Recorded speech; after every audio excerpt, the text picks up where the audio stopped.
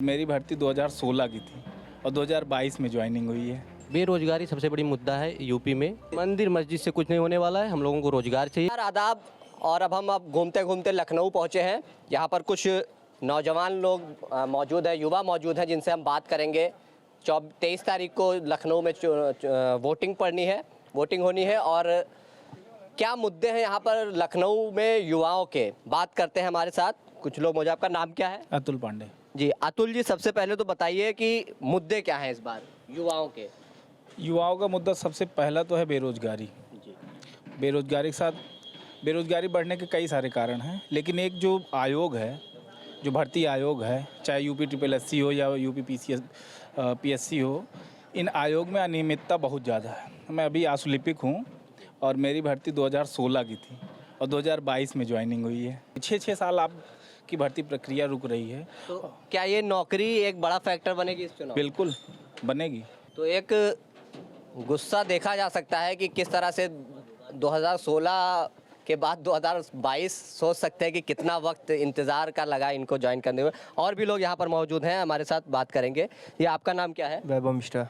तो आपके लिए भी यही रोज़गार मुद्दा है या आपको लगता है कि 5 साल बेहतर गुजरे? नहीं 5 साल बेहतर तो गुजरे, कह सकते हैं कि कुछ चीज़ों में जैसे काफ़ी कुछ चीज़ें सही रहीं, लेकिन मेन युवाओं का जो मुख्य मुद्दा रहता है वो बेरोजगारी का ही रहता है। भाई आप एम्प्लॉयमेंट दीजिए, फिर उसके बाद आप भर्ती निकाल लें, फिर उसके बाद कह रहे हैं कि हमारे वहाँ इतने फॉर्म पड़े थे। केंद्र सरकार ने जैसे NTPC को लेकर के कह दिया कि 1,29 लाख समथिंग फॉर्म पड़े थे, तो उसमें इतना समय लग जाता है। आप खुद सोचिए कि आपके यहाँ इतनी ज़्यादा बेरोजगारी है तो आप उसको कैसे रोज़गार देंगे? आपका नाम क्या है? मेरा नाम गोलू है। जी गोलू जी, आपका क्या कहना है? बेरोजगारी सबसे बड़ी मुद्दा है यूपी में।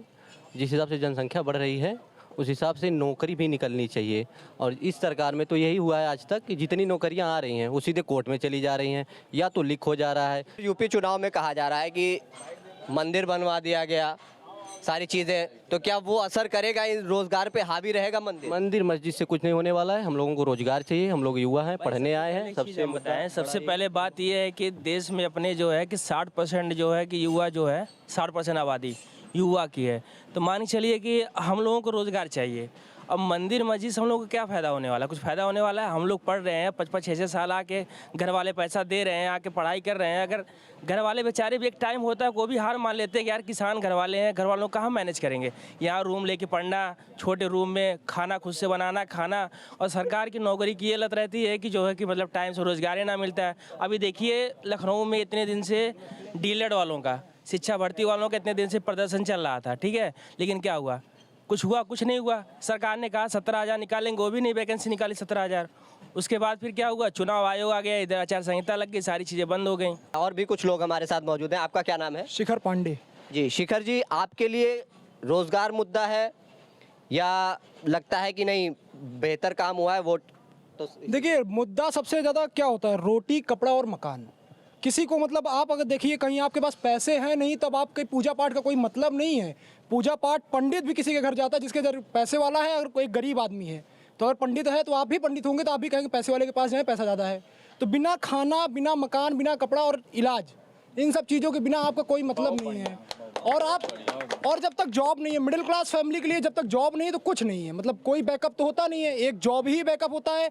आप चाहे इनका मैनिफेस्टो उठा के देखिए, आप करंट गवर्नमेंट की बात कर रहे हैं, इनका मैनिफेस्टो उठा के देखिए, उसमें भी कहीं इनका रोजगार का कहीं वो नहीं है।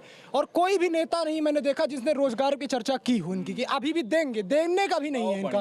पहले का तो नहीं था, ठीक है, अब देने का तो सोचो, देने का भी नहीं है, तो शायद अब हम लोग तो नहीं देते। तो आप लोग देख रहे हैं युवा इस बार पूरा समझदार है, मैनिफेस्टो देख रहे हैं, पुराना मैनिफेस्टो खंगाल रहे हैं और नया। तो इस बार नेता थोड़ा सा होशियार होके चले। अब होशियार होके चलना ही पड़े। क्या नेता से क्या हमको होशियार होना है? इतना मतलब मेरे साथ के लड़के लाठी खा रहे हैं, मतलब कोई मतलब जो गलती आप एक्सेप्ट ना करें उनको मारें। बिहार में दंगे हो रहे तो आप इलाहाबाद में लाठी चलाएंगे, उसके बाद में आपके स्टूल CM साहब वो कहते हैं कि नहीं गलत हुआ बच्चों के साथ, आपके बिना परमिशन के पुलिस वाले कभी चलाएंगे नहीं लाठी, ये सबको पता है।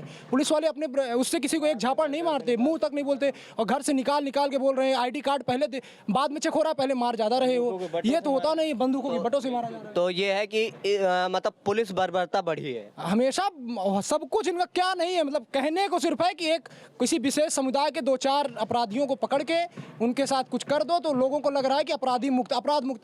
कितने मैं दिखाऊं, अभी लिस्ट निकाल दूं तो कितने लोग हैं जिनके पास केसेस हैं और बाकायदा चुनाव लड़ रहे हैं वो। और आपने धनंजय सिंह का तो वीडियो देखा ही था कि टूर्नामेंट खेला जा रहा था, बाद में जमानत भी 2 दिन में हो गई। किस नाम पे फिर आप 25,000 की इनाम राशि उन पे लगाए थे जब आपको उनको जमानत ही देनी थी? तो किस बात पे 25,000 की इनाम? कोर्ट ने इतनी जल्दी छोड़ दिया उनको। मैं कहता हूँ अगर आप मैनिफेस्टो का काम करेंगे तो आप फिर एक स्टाम्प पेपर लाइए और उस पर लिखिए कि आप करेंगे, और नहीं होता तो हम कोर्ट में जाए। ये डीपीएसपी का नहीं चलेगा। फिर आप हमें हमारे फंडामेंटल राइट को हाईलाइट कीजिए कि हमारे यहाँ डीपीएसपी लिखा है, फ्रॉड किया आपने, स्टाम्प पे दिया है, तभी हम मानेंगे। कोर्ट मैनिफेस्टो का कोई मतलब तो होता नहीं। आप किसी गवर्नमेंट इतने सालों से मैं देखा होगी कभी मैनिफेस्टो का कोई काम हुआ नहीं है।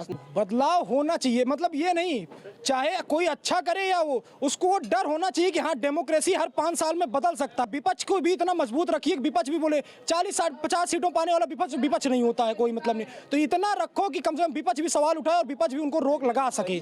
ये होता है डेमोक्रेसी का। ये है युवा आज का जो लोकतांत्रिक बात बहुत ढंग से इन्होंने समझाई कि विपक्ष भी मजबूत होना चाहिए, सरकार किसी की भी हो, ताकि निरंकुश ना हो सरकार।